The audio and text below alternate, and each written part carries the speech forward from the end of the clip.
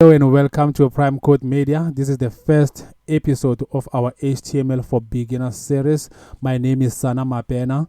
So, what is HTML? Maybe that's where we have to start. What is HTML? In this video, I'll be answering this question in much detail as possible. In addition to that, I will also share additional sources where you can get more information about this topic. Now, HTML stands for Hypertext Markup Language. It is a markup language that is used to create web pages and web applications. HTML was first created as a hypertext system for sharing documents by British computer scientist Sir Tim Berners-Lee in 1990. HTML 1.0 was the first version of HTML and only had 20 elements and was used until 1994. A much improved version of this standard markup language, HTML 2.5, was published in 1995 and became the first official set of standards for HTML. And as they say, the rest is history. If you are interested in reading some more on the history of this markup language, you can just Google search HTML history. There are many sites where this history is discussed in detail. HTML has over the years undergone many revisions and improvements. At the recording of this video in 2022, HTML5 is the latest and most enhanced version of HTML. This is the version that we will be learning and discussing in this video and the upcoming episodes of this HTML for Beginners series. HTML is what websites and apps are made of. This markup language is used for creating the structure of web pages. So the structure of a web pages, as you can see on this image, can include, for example, the header, the navigation bar, the main content area, the footer, and so on. So to create these sections of the website or the web page, HTML tags are used. Now you might be asking yourself, what are HTML tags? Worry not, I will explain them in detail in the next episode when we will be focusing on the anatomy of an HTML tag. So right now though, as an example, I am going to demonstrate to you how HTML indicates to browsers how to interpret and render content on web pages. Firstly, go to codepen.io and sign up. I've already signed up and right now I'm logged in. Once you've done that, go to the home page of CodePen, click on pen right here. It should open a new pen for you, a new window. Okay, it's open. Now on your left here, since right now our focus will only be on HTML, we'll just collapse, let's collapse CSS and JS, all right? And then up there, we can just change the title. Let's just give it, how can we title it? Okay, let's just call it HTML. Okay, HTML. This is the title of our pen. Now, as a start, I am going to use HTML level headings just as an example to show you how HTML tells browsers how to interpret and render content on web pages. And the syntax looks like this.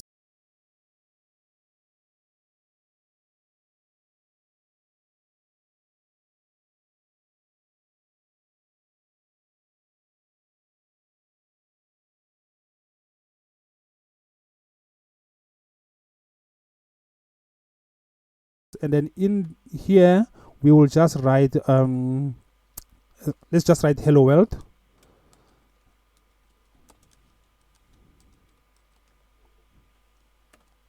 Hello world. Now you will see how it is rendered. Here is how the H1 is rendered. This is our level 1 heading. What has happened right here is that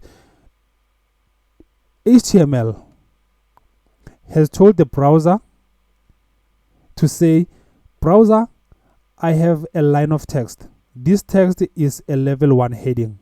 And then because the browser understands HTML as a language, now the browser is able to read and interpret this line of code and render it this way, as you can see it here on the screen. Now, there are 6 levels of headings. H1 is the largest heading tag, and H6 being the smallest heading tag. So because of that, now to take this further, I'm just going to copy this line of text and I'm going to paste it 5 times so that we have 6 lines of text. Let's do this.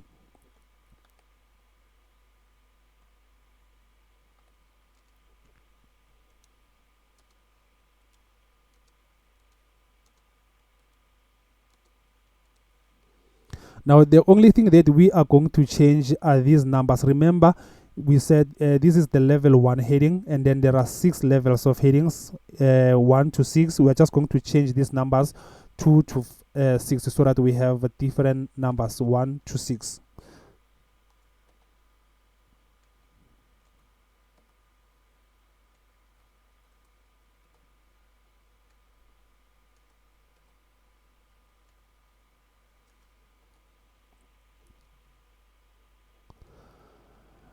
Now, this is how level 1 heading to level 6 headings look like. Okay, on our left here, as you can see, the size is just the same. If you look at the text, the size is just the same. The difference is that we have been specific. We specified the level of heading for each line. Here is H1, H2, H3 up to H6. And then once again, the HTML again told the browser to say, browser, I have 6 lines of text. The first one is H1, the second one is H2, and so on and so on and so on up until H6. Please render them accordingly. What the browser does, because it understands HTML and it is able to read and interpret HTML as a language, as a hypertext markup language, then the browser has rendered the 6 lines of text accordingly, and that is why they look like this. That is why we did not even have to go and specify that, okay, the first one should have a different size, and then the other one should specify that it has a different size. The only thing that we specified is the level heading. Okay, the level heading we specify, and then the browser renders whatever we have specified here accordingly. For example, again, if we can just go here and make a change and change this one to H1.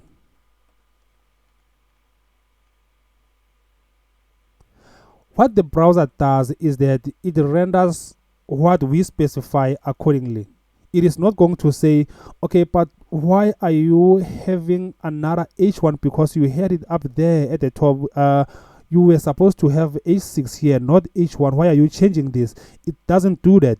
So what it does is that it renders this line of code accordingly. Whatever change that we made will be rendered accordingly. As long as it is a valid code, it will be rendered. So if it is an invalid code, then the browser will not understand what we want it to read or render on on the page here. So because it understands what we want to be rendered, it will render this accordingly.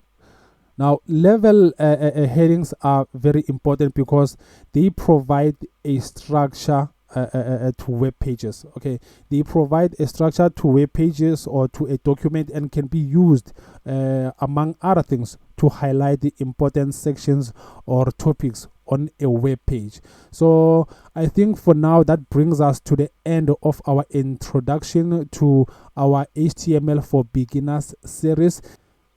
In this episode, I used the level headings H1 to H6 to show how HTML tells browsers how to interpret and render content on web pages.